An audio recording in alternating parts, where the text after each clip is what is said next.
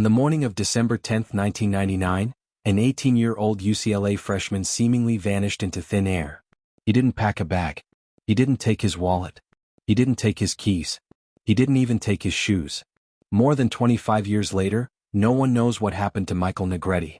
This is one of California's most baffling missing person mysteries. Michael Negrete, the backstory. Michael William Negrete was born on March 25, 1981, and grew up in the San Diego area. Friends and family described him as intelligent, outgoing, and deeply passionate about music.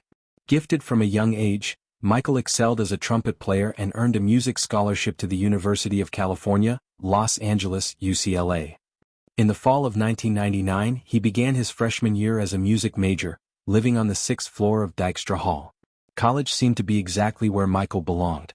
He had quickly made friends in the dorms, played with campus music groups, including a steel drum band, and enjoyed late-night computer games with fellow students. By all accounts, he was adjusting well to college life. Investigators found no evidence that Michael was involved in serious trouble. Friends said he wasn't depressed, had no known enemies, and had made plans for upcoming performances and school activities. The night Michael vanished, December 9, 1999, started like an ordinary day. Earlier that evening, Michael had performed in a concert before returning to Dykstra Hall, where a party was taking place on his floor. After spending time with friends, he went back to his dorm room and logged onto his computer to play an online video game with another student living nearby. The game lasted into the early morning hours.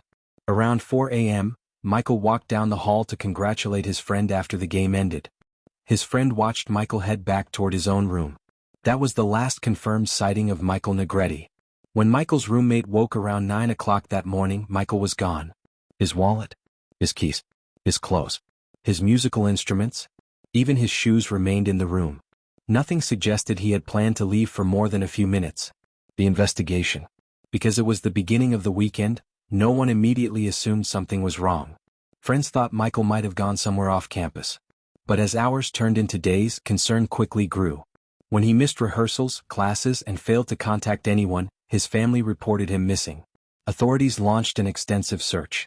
Investigators interviewed students, searched the campus, examined nearby construction sites, and brought in bloodhounds.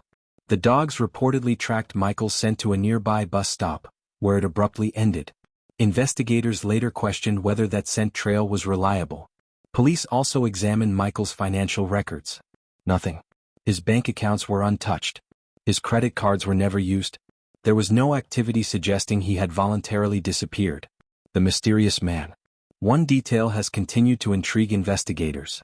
Months after Michael disappeared, a student reported seeing an unfamiliar older man near Dykstra Hall around the time Michael vanished. Police later released a composite sketch and publicly asked the man to identify himself, emphasizing that he was not considered a suspect and that investigators simply wanted to speak with him. The man was never identified. Whether he had any connection to Michael's disappearance remains unknown.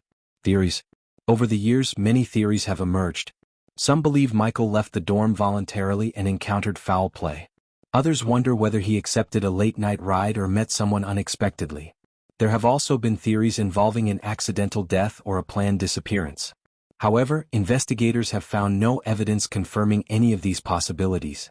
To this day, no theory has been proven. Where the case stands today, Michael Negrete's disappearance remains one of UCLA's most enduring unsolved mysteries. Despite hundreds of leads over the years, no confirmed sightings have ever surfaced. No remains have been found. No arrests have been made. Authorities now classify the investigation as a suspected homicide, but the case remains officially unsolved. More than 2 decades have passed since Michael walked down a hallway in his college dorm. Somehow, in one of the busiest residence halls on campus, an 18-year-old freshman disappeared without leaving behind a single clear answer.